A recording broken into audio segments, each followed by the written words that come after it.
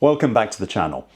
In this video I'm going to review the business class service on KLM Royal Dutch Airlines on a flight from Dubai to Amsterdam.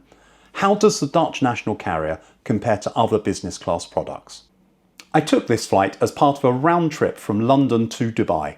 Outbound I flew Air France via Paris, with the return on KLM via Amsterdam. The total price was £2,466, which was over £1,100 cheaper than a direct flight would have been. I hope you find the review interesting. Please do subscribe to my channel for future videos. Your support really does make a huge difference. My flight was originally scheduled to leave Dubai at 5 to 2 in the early hours of the morning. The previous afternoon, I received both an email and WhatsApp message informing me that the flight had been delayed by 2 hours due to a late running outbound aircraft. This meant I could stay at my hotel for an extra 2 hours before leaving for the airport. Considering it was the middle of the night, the airport was pretty busy. There were dedicated business class check-in desks with no queues. The baggage allowance was 2 checked bags weighing up to 32 kilos or £70 each, plus 2 hand baggage items and a personal item, such as a laptop case. The combined weight of the hand baggage could be up to 18 kilos or £40. After a friendly and efficient check-in, with an apology for the late running service, I was dispatched to passport controls and security. There was no fast-track service for business class passengers. However, the queues moved fairly quickly. After security, you then joined a transit to take you to the satellite D gates.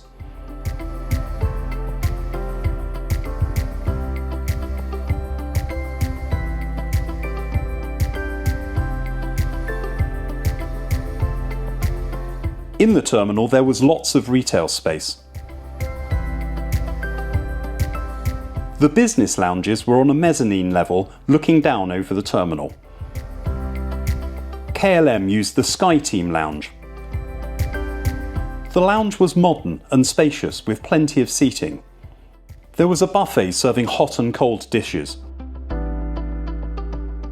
and a drinks station with a range of wines, spirits and soft drinks. It was a relaxed environment to wait for the flight. The lounge started to empty before the flight was called.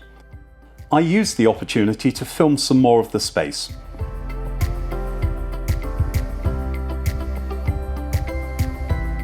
The gate was a good 5 minutes walk from the lounge.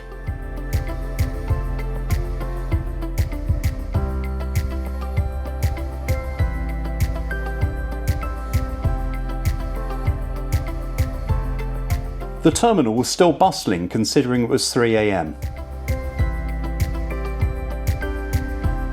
On arrival at the gate, there were priority lanes for business class passengers.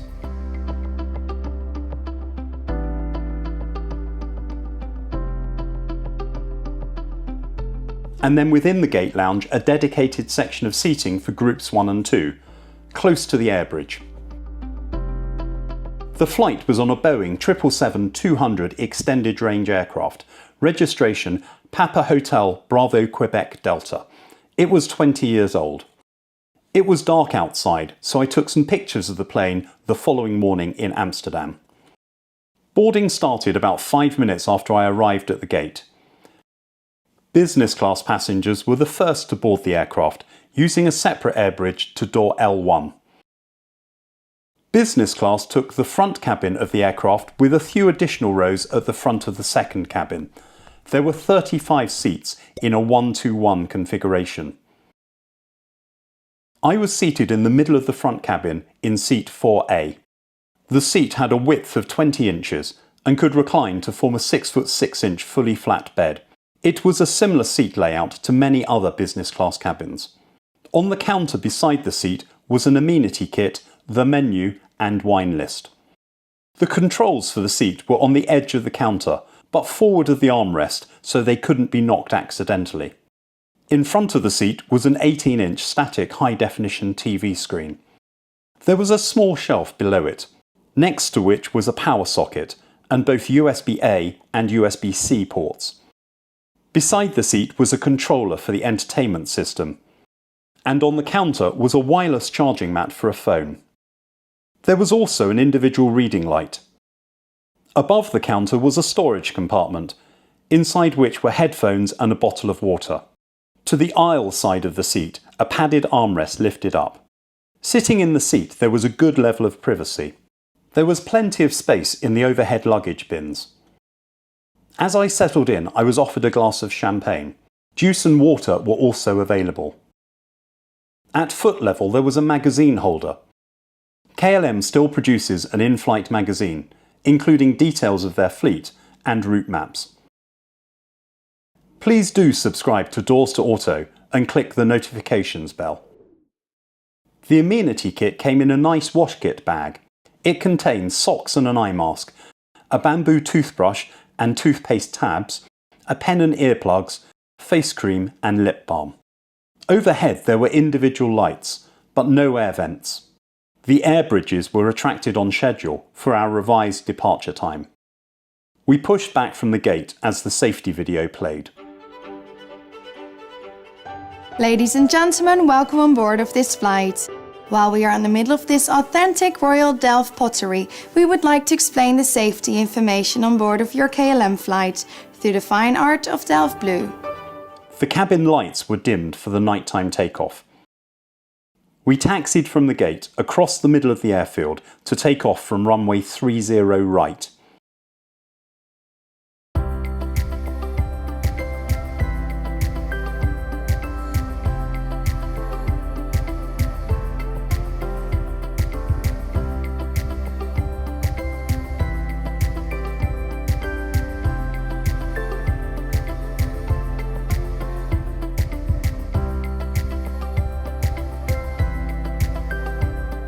The flight time from Dubai to Amsterdam was scheduled to be 8 hours, but a faster routing meant we could expect a shorter journey of about 7 hours 20 minutes, making up about 40 minutes of the 2-hour delay.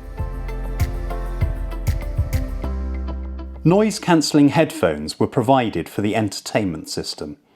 They were good quality and comfortable to wear. The entertainment system included 232 movies, alongside a range of TV series, including the first 2 seasons of House of the Dragon. Wi-Fi was also available, including a free messaging service. However, I was unable to get this to work throughout the flight. Shortly after takeoff, a hot towel was provided, and then orders were taken for the main meal service. The meal consisted of a fixed starter, dessert and cheese, with a choice of 3 main courses. 2 of the 3 choices contained nuts, with the third being tomato soup. The table slipped out from under the counter and folded over. The meal was served in one go on a tray. The starter was mango with tomato salsa and baba ganoush. The main course was a single breaded shrimp and a small chicken kebab.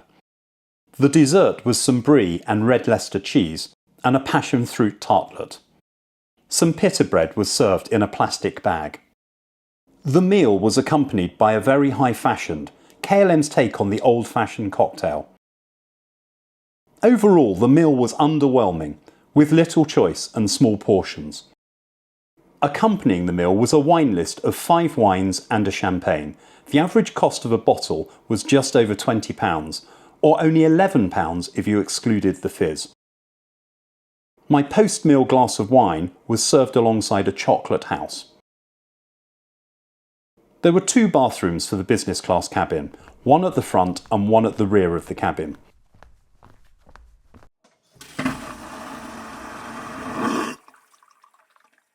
They were fairly compact, with the sink showing its age. Premium toiletries were provided. A baby changing table folded down from the wall. The side wall had pretty images of traditional Dutch houses. There was also a tulip hanging from the mirror. Back in the cabin, a screen pulled across to close the suite and provide privacy. The seat reclined to form a fully flat bed. A pillow and blanket were provided. As a bed, the seat was comfortable, without any disturbance from the aisle. Just over an hour prior to landing, the cabin lights were turned up as the breakfast trolley came down the aisle. Another hot towel was provided to freshen up. The breakfast was a fixed choice, served on a tray.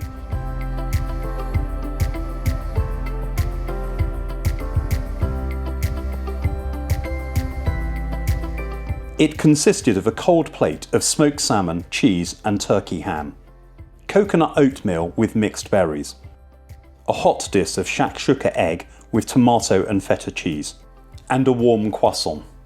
A selection of teas were also available to choose from. Metal cutlery and a toothpick were provided. I didn't really rate the breakfast, only eating the cold plate and the croissant. As the sun began to rise, we started to prepare for arrival. At this point, the cabin services manager came around offering each passenger a ceramic Dutch house full of gin. A nice memento of the flight.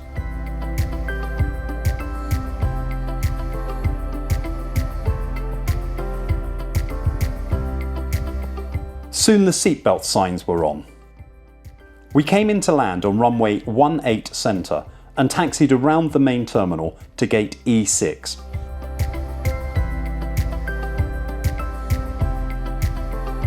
Overall, I thought this was an okay flight. The 2-hour delay would have been annoying had it not meant my 5-hour layover before a flight to London was reduced to 3 hours. I was impressed at how the airline updated passengers about the delay by email and text, and didn't say you needed to check in on the original schedule as some airlines do. The ground experience in Dubai was very good, with a first-rate lounge. The only downside was a lack of fast-track security. Boarding was well organised. The physical product on board was very good.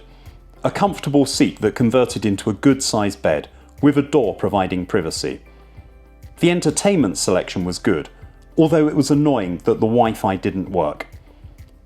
The cabin crew were very friendly and attentive.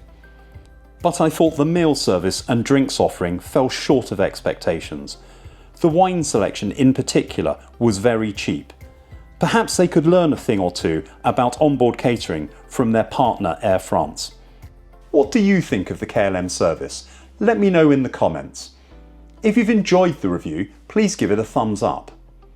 And I'd be delighted if you subscribe to my channel. Until next time, safe travels.